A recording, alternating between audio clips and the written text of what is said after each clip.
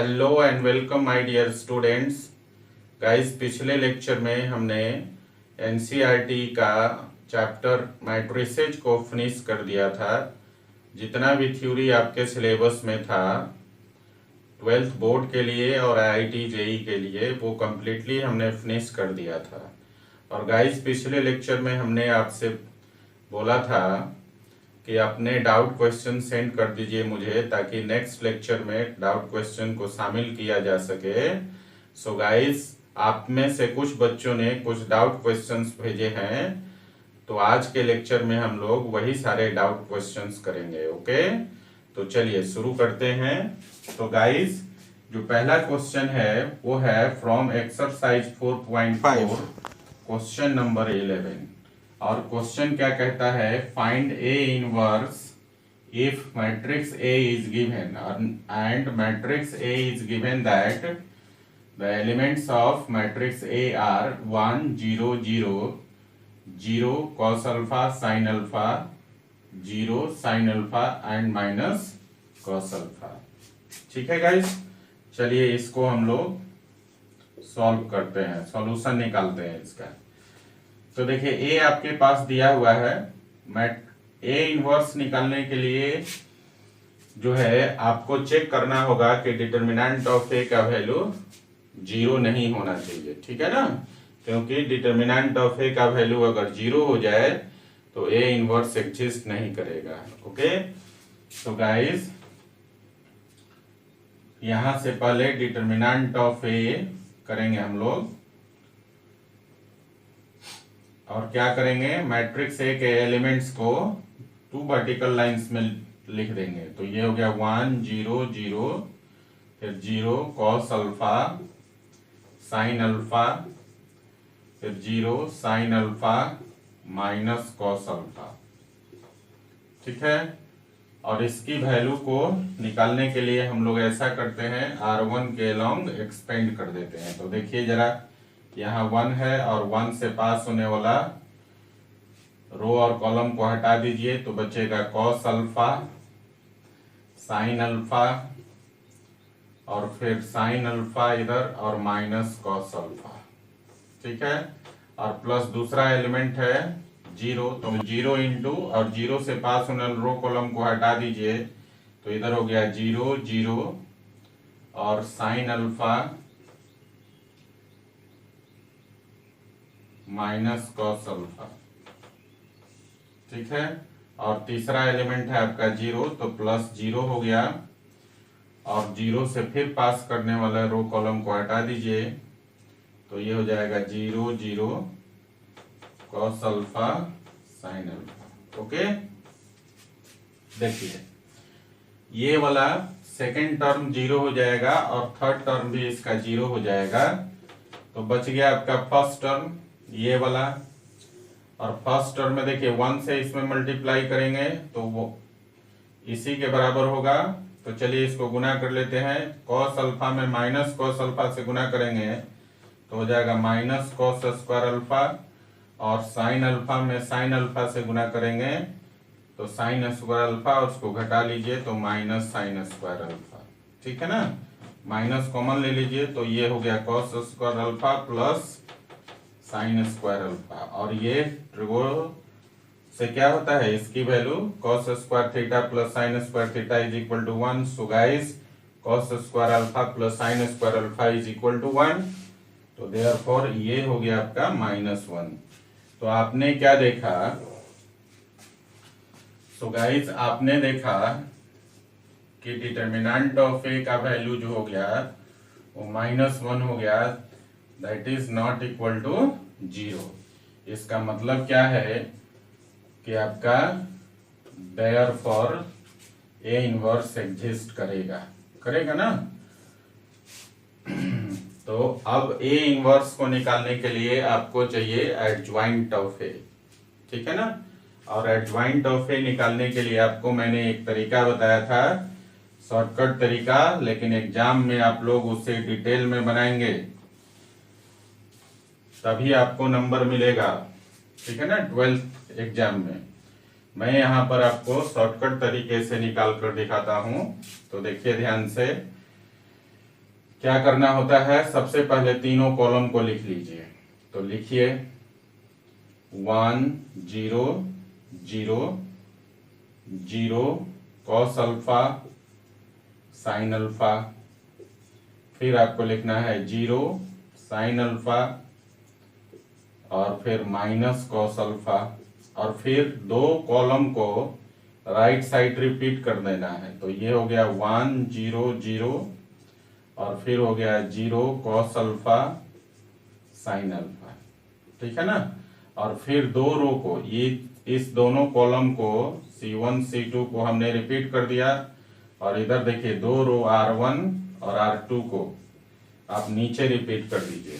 तो ये हो जाएगा आपका 1 0 0 1 0, और दूसरा हो गया 0 कॉस अल्फा साइन अल्फा 0 और फिर कॉस अल्फा, ठीक है। अब यहां पर आप देखेंगे 5 × 5 ऑर्डर का मैट्रिक्स बन गया, जिसमें फर्स्ट रो और फर्स्ट कॉलम को हम लोग हटा देते हैं, और इधर हम लोग ऊपर से नीचे मल्टीप्लाई करते हैं, लेकिन एडज्वाइंट में क्या करते हैं, लेफ्ट टू राइट लिखते हैं। तो एडज्वाइंट ऑफ ए आपका हो जाएगा, देखिए ध्यान से, यहां देखिए कॉस अल्फा में माइनस कॉस अल्फा से गुना करेंगे तो माइनस कॉस स्क्वायर अल्फा, और फिर साइन अल्फा में साइन अल्फा से गुना करेंगे, ठीक है, और उसको आप घटाएंगे तो हो जाएगा माइनस कॉस स्क्वायर अल्फा और माइनस साइन स्क्वायर अल्फा। तो ये हो गया minus cos square alpha minus sine square alpha, और फाइनली वैल्यू जो इसका हो जाएगा -1 हो जाएगा, ठीक है ना। चलिए अब यहाँ इसको कीजिए, साइन अल्फा में 0 से करेंगे तो 0 हो गया, और कॉस अल्फा में 0 से करेंगे तो फिर 0 हो गया। तो 0 × 0 - 0 आपका 0 हो गया। फिर देखिए यहाँ पर 0 में साइन अल्फा से गुना करेंगे तो हो गया 0, और फिर कॉस अल्फा में 0 से गुना करेंगे, ये हो गया आपका 0, ठीक है। अब आइए यहाँ पर साइन अल्फा में 0 से गुना करेंगे तो हो गया 0, और माइनस कॉस अल्फा में 0 से गुना करेंगे 0, ठीक है। फिर यहाँ देखिए कॉस अल्फा में 1 से गुना करेंगे तो माइनस कॉस अल्फा, और फिर 0 में 0 से गुना करेंगे तो ये हो गया 0, तो ये हो गया माइनस कॉस अल्फा। और यहाँ देखिए 0 में 0 गुना किया 0, और साइन अल्फा में 1 से गुना किया तो साइन अल्फा, तो 0 माइनस साइन अल्फा करेंगे तो माइनस साइन अल्फा हो जाएगा। फिर देखिए यहाँ पर 0 में साइन अल्फा से गुना किया 0, और 0 में कॉस अल्फा से गुना किया 0, तो 0 - 0 0 हो गया। फिर देखिए 0 में 0 से गुना किया 0, और 1 में साइन अल्फा से गुना किया तो साइन अल्फा, तो 0 माइनस साइन अल्फा हो गया माइनस साइन अल्फा। और यहाँ देखिए 1 में कॉस अल्फा से गुना करेंगे तो कॉस अल्फा, और 0 में 0 से गुना करेंगे तो 0, तो कॉस अल्फा - 0 मतलब कॉस अल्फा। ये आपका एडज्वाइंट निकल गया गाइस। सो गाइस अब हमें निकालना है ए इनवर्स। तो ए इनवर्स का फॉर्मूला होता है one by determinant of A into adjoint of A, adjoint of A. So guys 1 determinant of A का वैल्यू कितना है, -1 आया था, और एडज्वाइंट ऑफ ए आपका आ गया, देखिए -1 0 0, फिर 0 minus cos alpha minus sine alpha, और फिर 0 minus sine alpha cos alpha. Clear. अब देखिए ये आपका, इधर ध्यान दीजिए, 1/-1 क्या हो गया, -1, और -1 से मल्टीप्लाई कर देंगे अंदर, तो finally we will get A inverse is equal to, ये हो जाएगा आपका, देखिए -1 से 1 में करेंगे तो 1 हो गया, और 0 में करेंगे तो 0 ही होगा, और यहाँ पर -1 से गुना करेंगे तो हो जाएगा कॉस अल्फा, यहाँ पर साइन अल्फा, और यहाँ 0 ही हो गया, और यहाँ पर साइन अल्फा हो जाएगा, और यहाँ पर माइनस कॉस अल्फा हो जाएगा। ठीक है गाइस, तो ये आपका ए इनवर्स निकल गया। ओके, चलिए इसको लिखिए जरा। तो गाइस अगला क्वेश्चन है एक्सरसाइज 4.6 का क्वेश्चन नंबर 4। ठीक है, और क्वेश्चन नंबर 4 क्या कहता है, examine the consistency of the following system of equation. और इक्वेशंस दिया हुआ है x plus y plus z is equal to 1, 2x plus 3y plus 2z is equal to 2, और ax plus ay plus 2az is equal to 4। इसकी consistency check करना है, तो सबसे पहला काम है हम 3 मैट्रिसेस निकालेंगे। पहला मैट्रिक्स होगा वेरिएबल के कोफिशिएंट का मैट्रिक्स, दूसरा मैट्रिक्स होगा वेरिएबल का मैट्रिक्स, और तीसरा मैट्रिक्स होगा किसका, कांस्टेंट का मैट्रिक्स। तो गाइस यहाँ पे हम लोग निकाल लेते हैं। तो लेट कर लीजिए कि वेरिएबल के कोफिशिएंट का मैट्रिक्स को ए मान लेते हैं, और यहाँ देखिए x का कोफिशिएंट है 1 2a, 1 2a। यहाँ पर देखिए y का कोफिशिएंट है 1 3a, 1 3a, और z के कोफिशिएंट का, z का कोफिशिएंट है 1 2 और 2a, 1 2 और 2a। ठीक है, वेरिएबल इसमें कितने हैं, 3 x y z। तो वेरिएबल का जो मैट्रिक्स है x हो गया, और इसमें एलिमेंट्स हो गए x y z। Clear. And constant, constant के मैट्रिक्स को हम लोग b मानते हैं, और कांस्टेंट है 1 2 4, 1 2 4। अब इसके बाद हम लोग क्या करते हैं, डिटर्मिनेंट ऑफ ए का वैल्यू निकालते हैं। ठीक है ना, यहां से हमें डिसीजन लेने में बहुत आसानी हो जाती है कि आगे क्या करना है। So guys therefore determinant of A, सबसे पहला काम 2 वर्टिकल लाइंस पे मैट्रिक्स ए के एलिमेंट को लिख दीजिए। तो ये हो गया 1 1 1, फिर हो गया 2 3 2, फिर हो गया a 2a। क्लियर। और अब हम लोग इसका वैल्यू निकालेंगे, और वैल्यू निकालने के लिए क्या करते हैं, फटाफट साइरस डायग्राम बना लेते हैं। ठीक है, तो देखिए जरा यहाँ पर तीनों रो को पहले लिखिए 1 1 1 2 3 2 a 2a, और फिर ऊपर से 2 रो को नीचे रिपीट कर दीजिए। तो ये हो गया 1 1 1 2 3 2।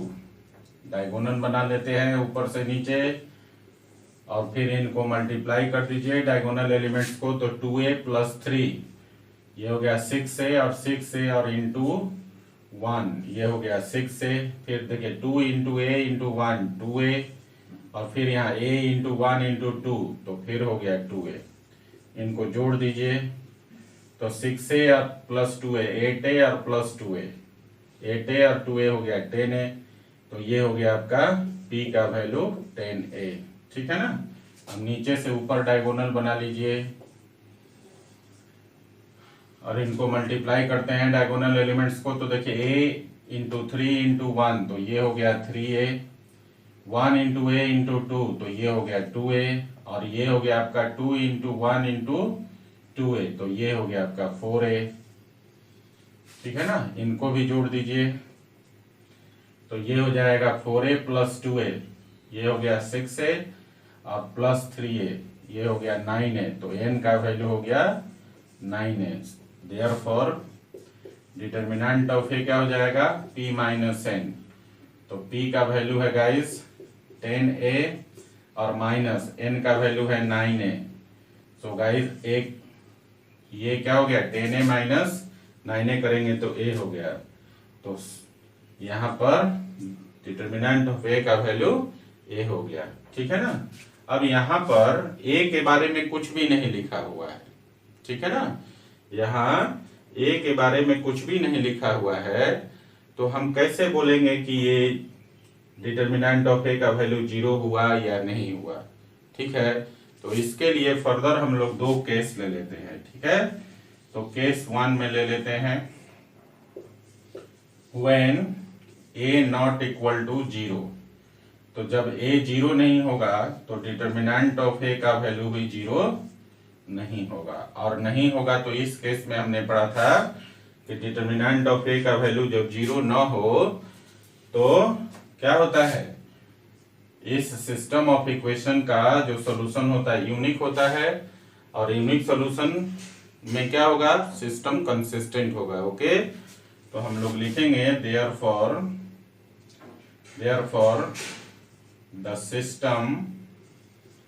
the system of equation has unique solution,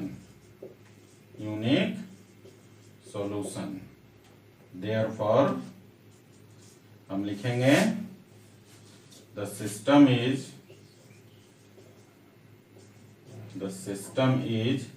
consistent।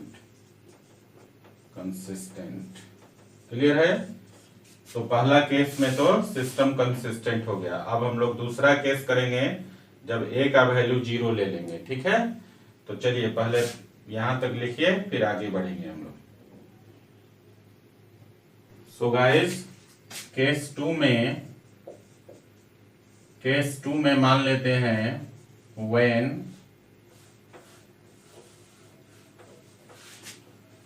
when a is equal to 0, so guys determinant of a is equal to 0 हो जाएगा। ठीक है ना, क्योंकि डिटर्मिनेंट ऑफ a का वैल्यू कितना आया था, डिटर्मिनेंट ऑफ a का वैल्यू आया था आपका a, और a को 0 मान दिया तो डिटर्मिनेंट ऑफ a का वैल्यू 0 हो गया।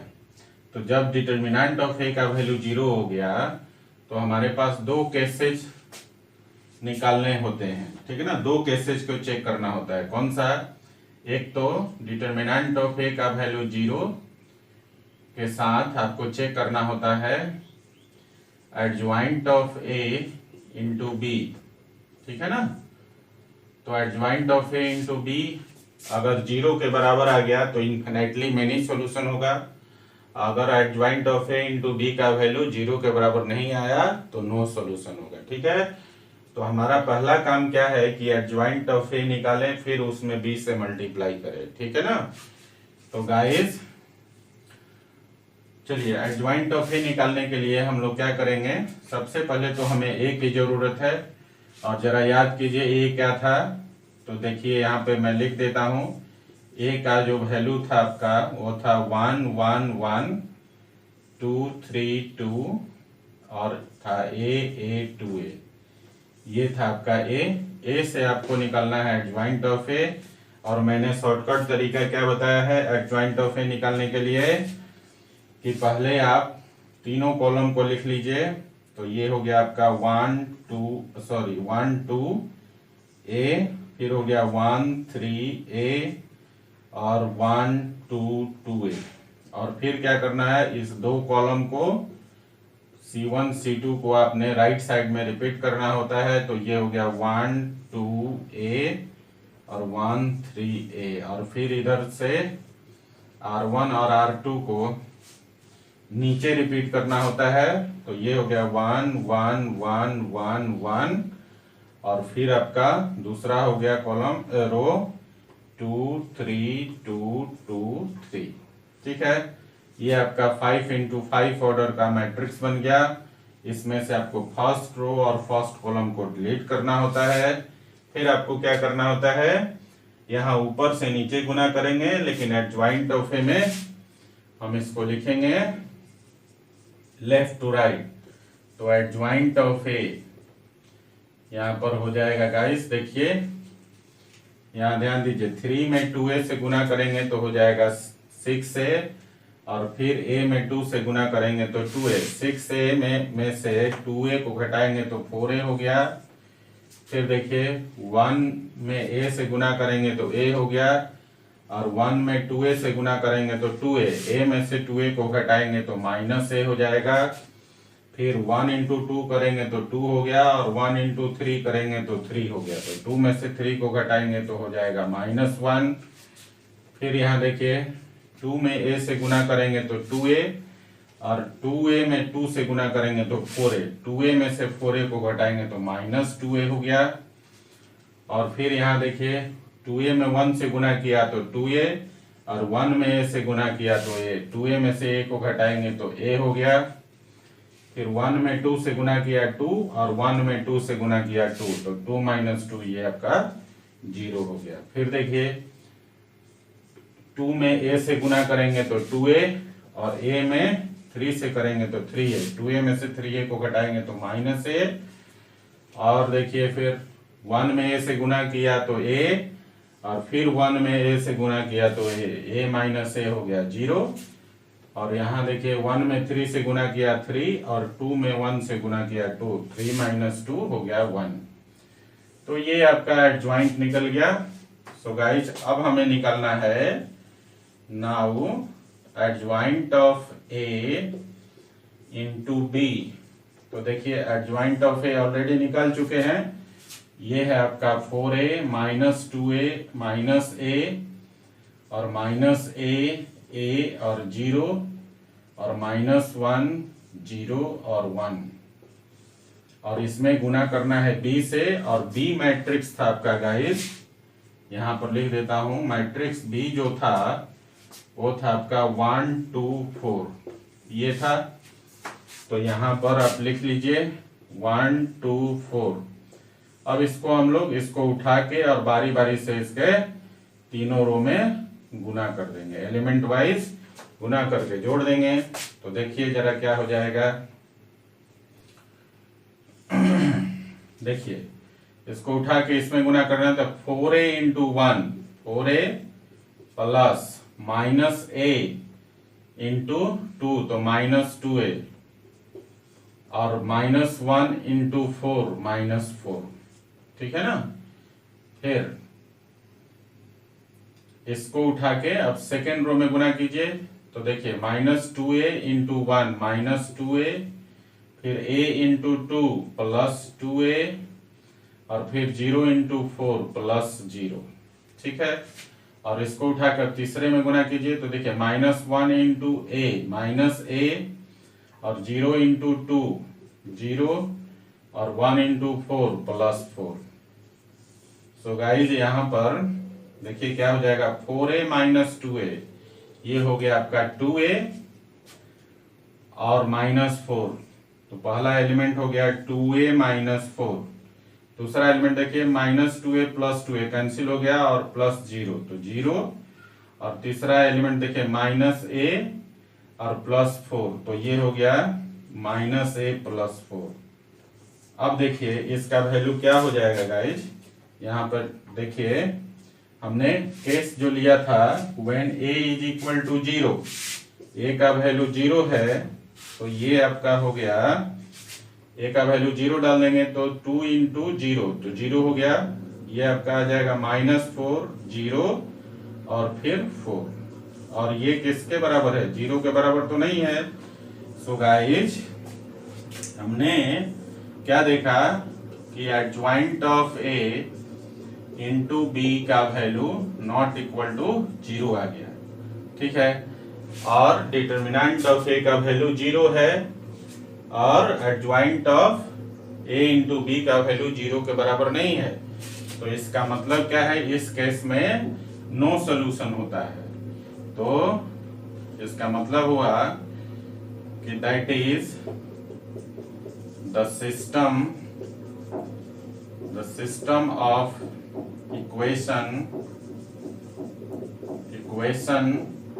हैज नो सॉल्यूशन, ठीक है ना। और जब नो सॉल्यूशन हो तो सिस्टम को हम क्या बोलते हैं, इनकंसिस्टेंट। तो therefore the system of equation is inconsistent. Clear हो गया। तो क्वेश्चन नंबर जो आपका ये 4 था, ये डिफिकल्ट नहीं था, आसान क्वेश्चन था। आप बनाते तो शायद सोचते भी नहीं कि वहां पर जो डिटर्मिनेंट ऑफ ए का वैल्यू ए आया था उसे आगे बढ़ाना है कि नहीं बढ़ाना है, लेकिन मैथमेटिक्स पढ़ रहे हैं, आपको सोचना पड़ेगा, ठीक है ना। चलिए इसको लिख लीजिए जरा। तो गाइस अगला क्वेश्चन है एक्सरसाइज 4.6 का क्वेश्चन नंबर 5, और इसमें फिर से आपको ये जो गिवन सिस्टम ऑफ इक्वेशन है इसकी कंसिस्टेंसी को एग्जामिन करना है, ठीक है ना। तो क्वेश्चन है examine the consistency of the following system of equations. और यहाँ पर इक्वेशंस दिया हुआ है 3x minus y minus 2z is equal to 2, 2y minus z is equal to -1 और 3x minus 5y is equal to 3। Guys इसमें सबसे बड़ा कंफ्यूजिंग पॉइंट क्या है, जिस विद्यार्थी ने भी इस क्वेश्चन को भेजा है उसका कंफ्यूजन ये होगा कि यहाँ पर 3 वेरिएबल दिया है, यहाँ पर 2 ही दिया हुआ है y और z, और यहाँ पर 2 ही दिया हुआ है x और y, ठीक है ना। तो गाइज इस इक्वेशन को हम लोग 3 वेरिएबल के फॉर्म में लिख सकते हैं। और कैसे लिख सकते हैं कि 0 इंटू एक्स प्लस 2y और minus z is equal to -1। देखिए 0 में x से गुणा करने से कोई फर्क नहीं पड़ेगा। अब यही इक्वेशन बन के 3 वेरिएबल में हो गया ना। और इसको भी हम लोग 3 वेरिएबल के फॉर्म में लिख सकते हैं। देखिए इसको लिख सकते हैं 3x माइनस 5y और plus 0 into z is equal to 3 लिख सकते हैं। तो सिर्फ इतना सा कंफ्यूजन था और कोई इसमें बहुत बड़ी बात नहीं थी, बहुत आसान क्वेश्चन है। तो चलिए इसका कंसिस्टेंसी चेक करते हैं। सो गाइस देखिए सबसे पहला काम कि 3 मैट्रिसेज का फॉर्मेशन करना। पहला matrix of coefficient of variables, दूसरा मैट्रिक्स ऑफ वेरिएबल्स और तीसरा matrix of constants. So guys matrix of coefficients of variable आपका हो जाएगा ए, यहां देखिए ये हो गया 3 0 3, x का कोफिशिएंट है 3 0 3, y का कोफिशिएंट देखिए -1 +2 और -5, -1 +2 -5, और z का कोफिशिएंट देखिए -2 -1 और 0, -2 -1 और 0, ठीक है। वेरिएबल का मैट्रिक्स हो जाएगा x आपका x y z, and constant का मैट्रिक्स b जो हो जाएगा आपका वो हो जाएगा 2 1 2 -1 3 2 -1 3, ठीक है। तो देयरफॉर हम लोग निकालेंगे क्या, डिटरमिनेंट ऑफ ए। तो पहले तो इसके एलिमेंट्स को आप 2 वर्टिकल लाइंस के बीच में लिख दीजिए। तो ये हो गया 3 0 3 -1 2 -5 -2 -1 0, ठीक है। और इसको हम लोग फटाफट सेरस डायग्राम से सॉल्व कर लेंगे। तो देखिए जरा यहाँ पर पहले 3 रो हो गया 3 -1 -2, फिर 0 2 -1 और फिर हो गया 3 -5 0, और फिर ऊपर से 2 रो को रिपीट कर दीजिए नीचे। तो ये हो गया आपका 3 -1 -2 और 0 2 -1। डायगोनल बना लीजिए। ये आपका ऊपर से नीचे वाला डायगोनल है, इनको जरा मल्टीप्लाई करें इनके एलिमेंट्स को। 3 इंटू 2 इंटू 0, तो ये हो गया 0। देखिए 0 इंटू -5 इंटू -2, ये भी हो गया 0। और यहाँ देखिए 3 इंटू -1 इंटू -1, तो +3 हो गया। इनको आप जोड़ दीजिए तो p का वैल्यू हो जाएगा 3, 0 + 0 + 3 इज इक्वल टू 3। चलिए नीचे से ऊपर का एरो बना लीजिए, इनके डायगोनल एलिमेंट्स को मल्टीप्लाई कीजिए। 3 इंटू 2 इंटू -2, तो -12 हो गया ये, ठीक है। फिर देखिए 3 इंटू -5 इंटू -1, तो ये +15 हो गया आपका, माइनस माइनस प्लस। और फिर देखिए 0 इंटू -1 इंटू 0, तो ये आपका 0 हो गया। इनको जोड़ दीजिए तो 15 में से 12 घटेगा तो 3 हो जाएगा। तो n का वैल्यू हो गया 3। So guys determinant of a का वैल्यू क्या हो गया, p - n, और p का वैल्यू 3 है और -n का वैल्यू भी 3 है। तो ये वैल्यू हो गया 0, ठीक है ना। डिटरमिनेंट ऑफ a का वैल्यू क्या निकल गया, 0। और जब डिटरमिनेंट ऑफ a का वैल्यू 0 निकलता है तो हम लोगों को adjoint of A into B निकालना होता है, ठीक है ना। तभी हम डिसाइड कर पाते हैं कि सिस्टम कंसिस्टेंट है या इनकंसिस्टेंट है। ओके, तो सबसे पहला काम अब रह गया हमारा कि हम लोगों को निकालना है adjoint of A into B. तो सबसे पहले हम लोग निकालते हैं एडज्वाइंट ऑफ ए, ठीक है ना। एडज्वाइंट ऑफ ए निकालने के लिए क्या करेंगे गाइस, पहले तीनों कॉलम को लिख लीजिए। देखिए, तो ये हो जाएगा आपका 3 0 3 और -1 2 -5 -2 -1 0, और फिर दो कॉलम को आप रिपीट कर दीजिए C1 C2 को राइट साइड में। तो 3 0 3 हो गया और -1 2 और -5 हो गया, और फिर इधर से दो रो R1 और R2 को नीचे रिपीट कर दीजिए। तो ये हो गया 3 -1 -2 3 -1, और फिर हो गया 0 2 -1 0 2। अब यहाँ पर 5 इंटू 5 ऑर्डर का मैट्रिक्स बन गया, जिसमें फर्स्ट रो फर्स्ट कॉलम को हम डिलीट कर देते हैं, उसके बाद ऊपर से नीचे मल्टीप्लाई करेंगे इसमें, और एडज्वाइंट ऑफ ए में हम लेफ्ट टू राइट लिखते हैं। तो एडज्वाइंट ऑफ ए देखिए क्या हो जाएगा अब आपका 2 इंटू 0, तो 0 हो गया, और -5 इंटू -1 +5, तो 0 में से +5 घटाएंगे तो -5 हो गया। फिर देखिए 5 इंटू -5 इंटू -2 तो +10 हो गया, और -1 इंटू 0 तो 0 हो गया। तो 10 में से 0 घटाएंगे, ये आपका 10 हो गया। फिर यहाँ देखिए -1 इंटू -1 तो +1 हो गया, और फिर ये आपका 2 इंटू -2 -4, और -4 को घटाएंगे तो +4 हो जाएगा। तो 1 + 4 आपका 5 हो गया। यहाँ देखिए -1 इंटू 3 -3, और 0 इंटू 0 तो -3 इंटू 0 -3, फिर 0 इंटू 3 आपका हो गया 0, और 2 इंटू 3 आपका 6, तो 0 में से 6 घटाएंगे तो -6, और फिर देखिए 2 इंटू 0 0 हो गया, और 0 में से 1 इंटू -3 -3, और -3 को घटाएंगे तो +3 हो जाएगा। तो 0 + 3 आपका 3 हो गया। फिर यहाँ देखिए 0 इंटू -5 0, और ये आपका 3 इंटू 2 6, तो 0 -6 जो हो जाएगा -6 हो गया।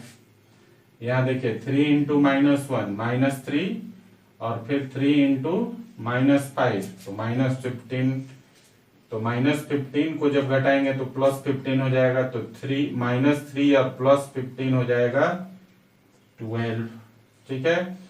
और 3 इंटू 2 करेंगे तो हो गया 6, और 0 इंटू -1 तो 6 में से 0 घटाएंगे तो 6 हो गया। ये आपका एडज्वाइंट ऑफ ए निकल गया।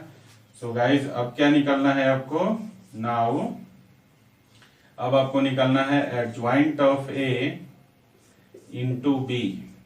तो गाइज एडज्वाइंट ऑफ ए का वैल्यू है -5 -3 -6 10 -6 12 5 3 6, और बी का वैल्यू है आपका, देखिए वहां पर बी का वैल्यू है 2 -1 3। अब इसको उठा के बारी बारी से इसके तीनों रो में मल्टीप्लाई कर दीजिए, तो देखिए क्या हो जाएगा। इसको उठा के इसमें पहले रो में मल्टीप्लाई कीजिए, तो -5 इंटू 2 -10, और 10 इंटू -1 -10, और 5 इंटू 3 +15, ठीक है। दूसरे रो में कीजिए तो -3 इंटू 2 -6, और फिर देखिए -6 और इंटू -1 तो +6 हो गया, और ये हो गया 3 इंटू 3 +9, ठीक है ना। अब देखिए इसको उठा के तीसरे रो में मल्टीप्लाई कीजिए, तो -6 इंटू 2 -12, और देखिए यहाँ पर 12 इंटू -1 फिर -12, और 6 इंटू 3 आपका +18, ये हो गया। इसको जरा कैलकुलेट कर लीजिए, तो देखिए -10 -10 -20, और 15, तो ये हो जाएगा -5 और यहाँ +-6 कट गया, 0 हो गया, ये हो गया 9 और यहाँ देखिए यहाँ पर -12 और -12 -24 और +18, तो ये हो जाएगा -6।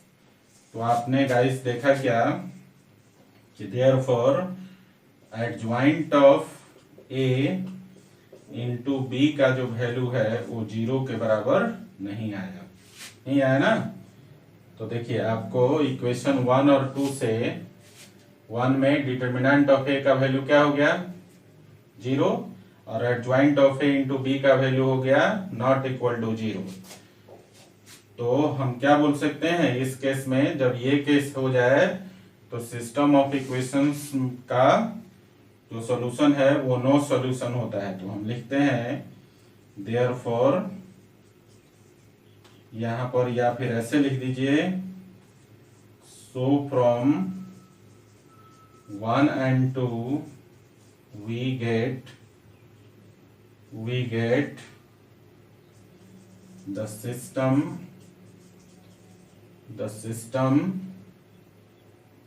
of equations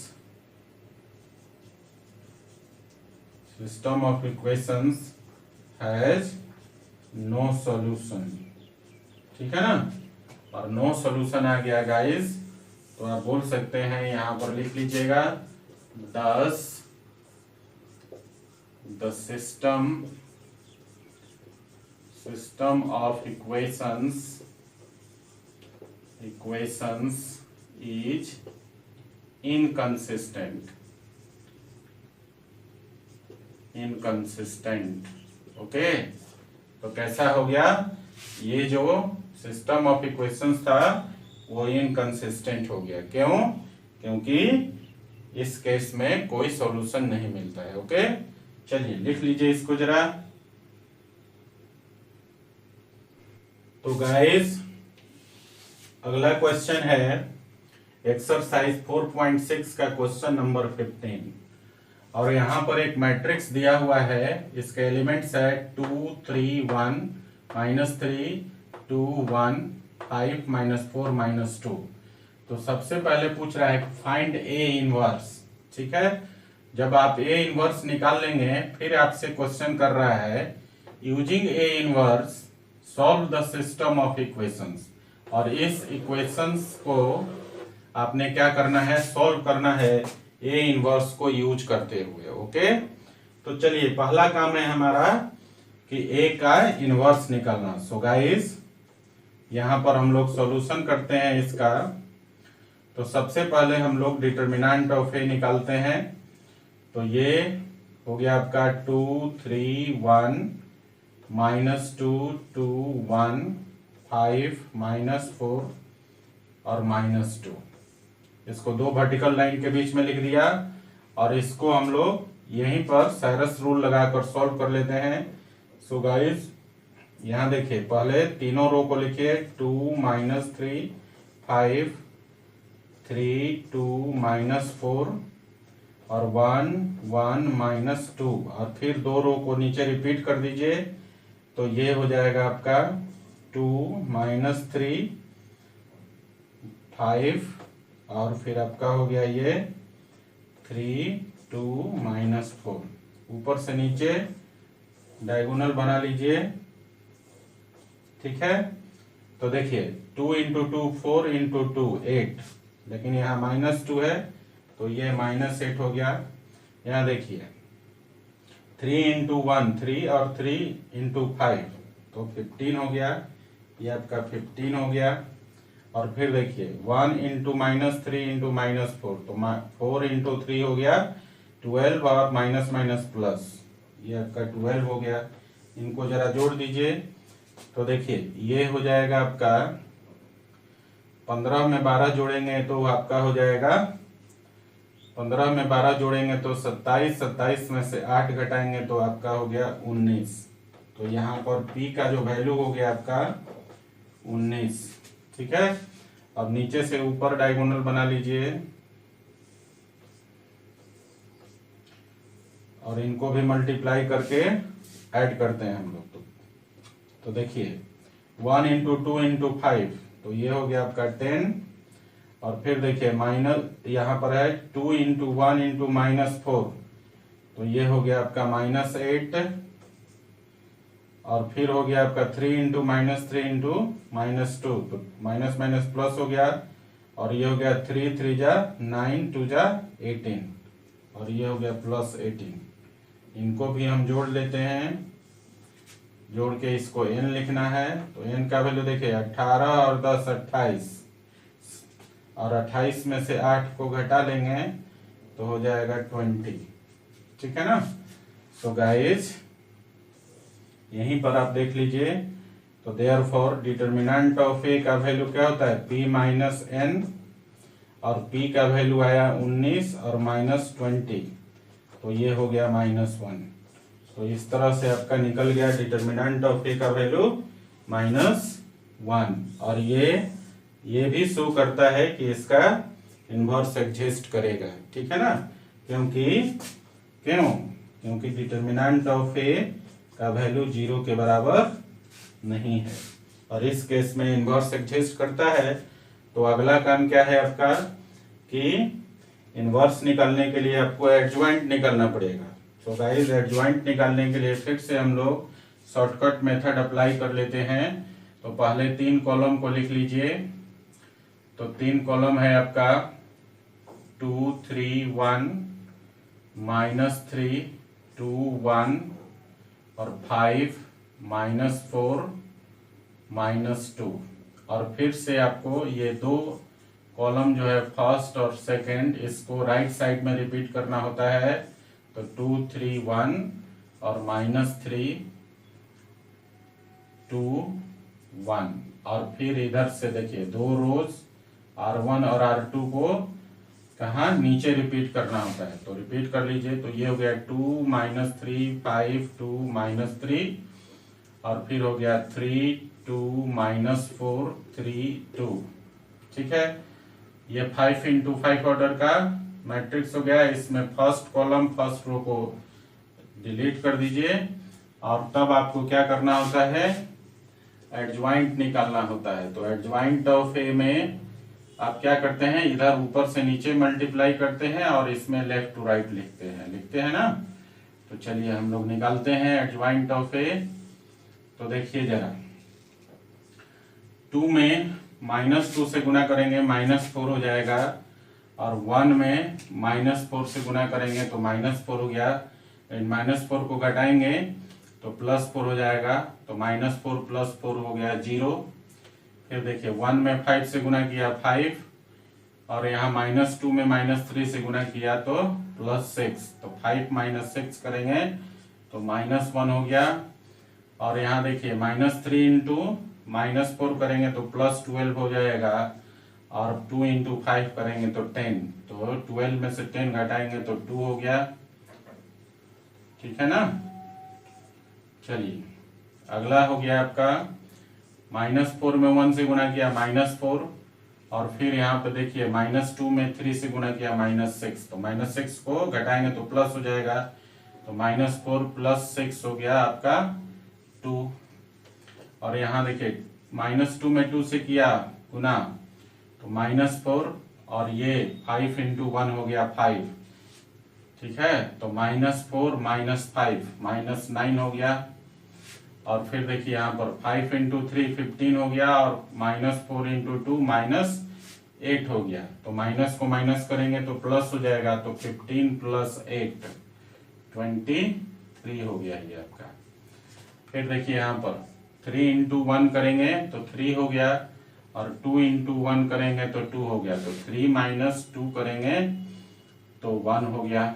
फिर यहाँ देखिए 1 इंटू -3 -3 हो गया, और 1 इंटू 2 2 हो गया। तो -3 - 2 -5 हो गया।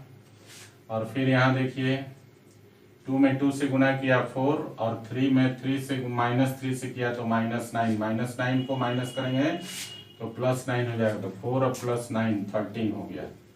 तो इस प्रकार से आपका एडजॉइंट ऑफ ए निकल गया। ठीक है ना। सो गाइस ए इनवर्स क्या होता है, A inverse is equal to होता है 1 by determinant of A into adjoint of A. ठीक है, तो देखिए जरा यहाँ पर 1 और डिटर्मिनेंट ऑफ ए का वैल्यू आया था -1 और इंटू एडजॉइंट ऑफ ए का वैल्यू आया था 0 to 1 -1 -9 -5 2 23 और 13 यही था। अब -1 से सारे एलिमेंट में मल्टीप्लाई कर दीजिए तो finally we will get A inverse is equal to 0 -2 -1 1 9 5 -2 -23 और -13।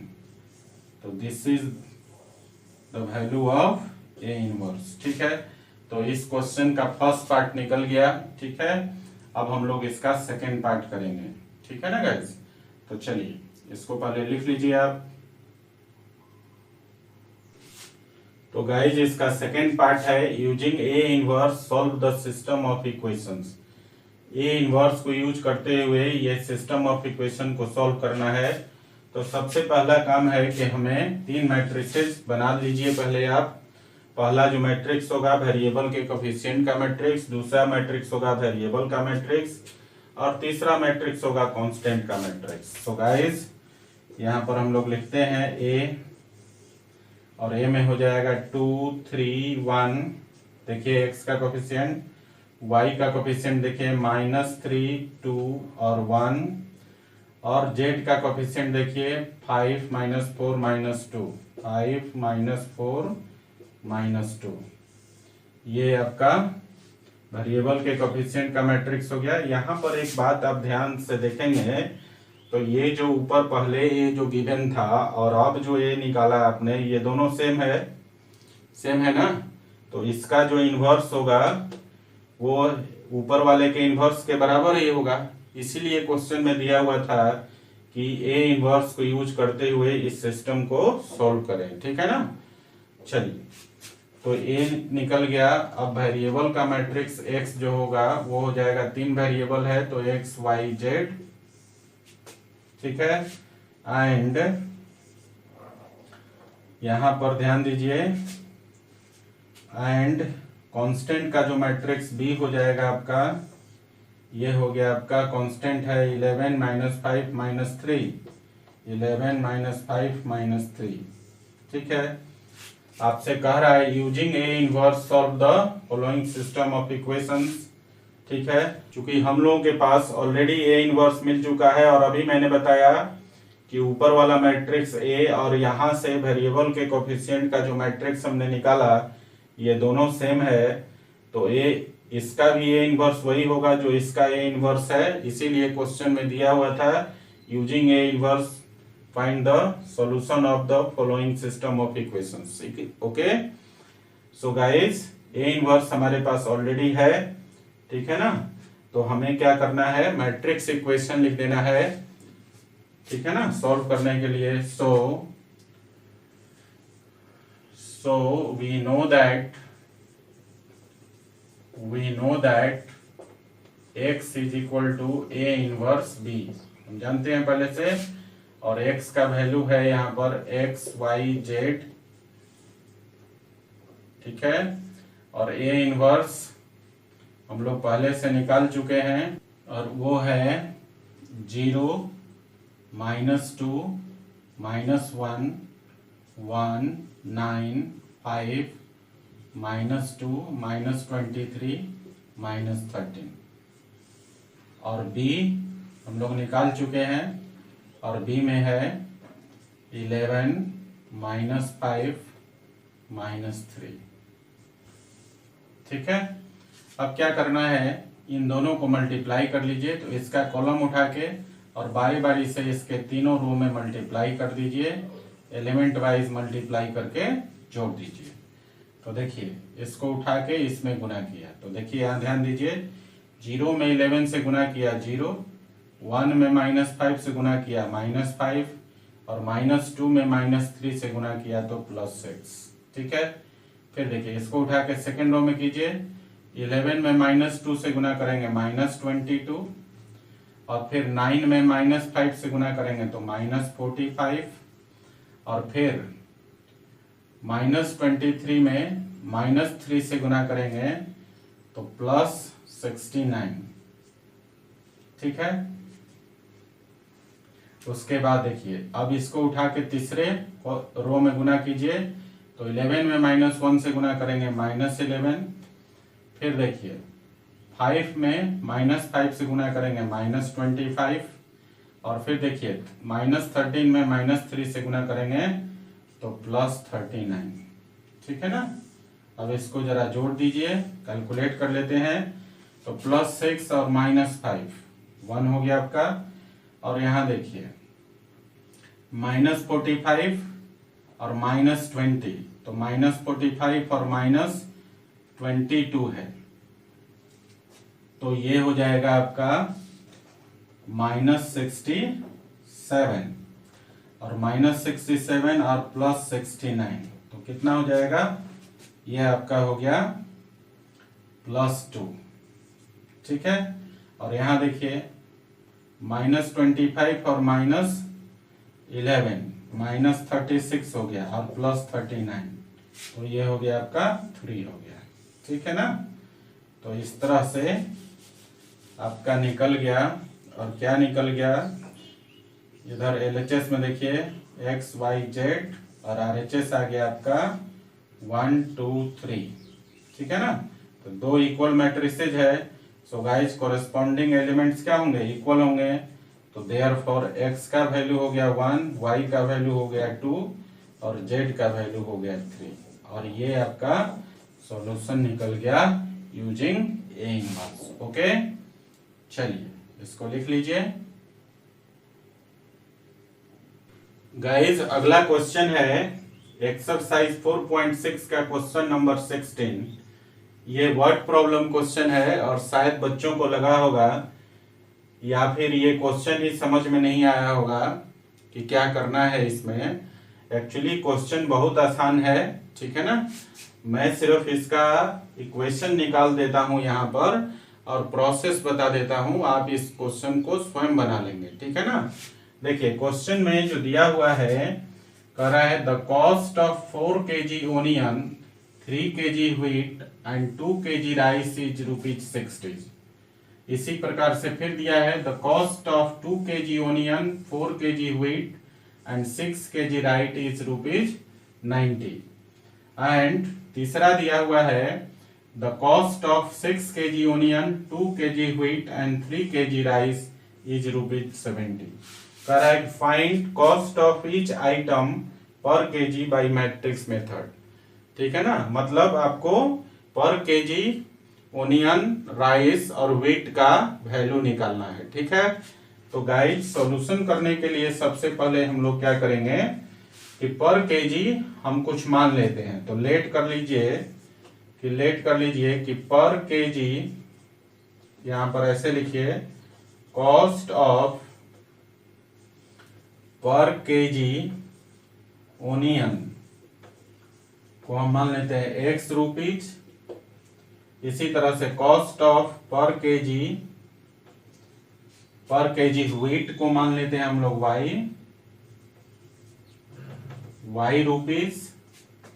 और इसी प्रकार कॉस्ट ऑफ पर केजी राइस को हम लोग मान लेते हैं Z रुपीस, ठीक है। पर केजी कॉस्ट हमने मान लिया यहाँ पर। सो गाइस गिवन दैट, यहाँ पर देखिए गिवन दैट, पहला देखिए 4 kg onion, 3 kg wheat and 2 kg rice, ये होता है कुल मिलाकर ₹60 का। तो देयरफॉर 4x, इक्वेशन जो बनेगा 4x + 3y + 2z is equal to 60। ये आपका इक्वेशन 1 हो गया। फिर दूसरा देखिए the cost of 2 kg onion, 4 kg wheat and 6 kg rice is ₹90।